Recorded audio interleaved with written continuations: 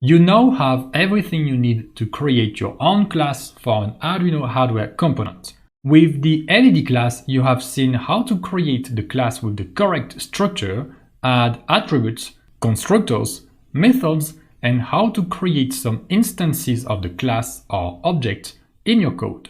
Also, you have seen how to organize your class code to separate the interface from the implementation. Now, you are going to put all this into practice and write a class to interact with a push button. This class is the next block we need in order to progress in the course project. And with what you've seen before, you should be able to get started on your own before watching any of the following videos. In fact, I really encourage you to just watch the introduction and then challenge yourself to progress as much as you can by yourself. So, what do we want to achieve? Because if you remember, OOP is not just here to make code looks nice. It's here to help you solve real problems in a different and maybe better way. So before we start the code, we need to know what we want the code to do. And here is the result we want to get with the push button for now.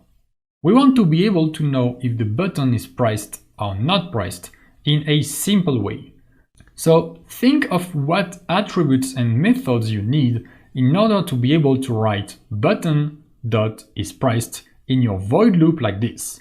In fact, to give you a little bit of help, this is what the main file will look like at the end of this section with the push button. And for each video, I will add a new step. If you want, you can follow along doing the same steps in the same order, and if you are completely stuck, you can watch the next part of the solution before trying to write the following step by yourself. So the first two steps are about writing the interface and the implementation of the push button class with a super basic functionality in mind. Just get the state of the push button and print it on the serial monitor. In the third step, we actually create an instance of the class in the main file so we can reach our first objective and see some results. Okay, so that's not going to be exactly the same main file, okay, but that's going to be an intermediate one so we can already test the functionalities that we have implemented.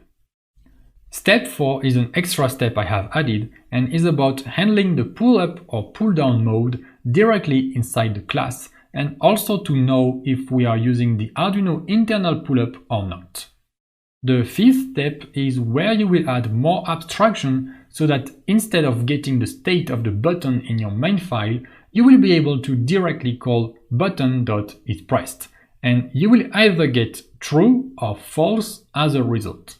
And in the extra step number 6, we are going to add the debounce functionality directly inside the button class, so we don't need to worry about this outside of the class anymore. So here the steps 1, 2, 3 and 5 are what you should aim for. I have added 2 more extra steps which might be a little bit more difficult. So try to do those steps, so 1, 2, 3 and 5 alone, and for the other ones feel free to do the code with me or to try by yourself. And finally, after finishing the push button class, we are going to create a new Arduino program in which we combine the push button and the LED classes that we have created. In this program, we are going to power on some LEDs when the button is pressed and power on other LEDs when the button is not pressed. Alright, now time to start working on this push button class, and I will see you in the next video for the solution of the first step.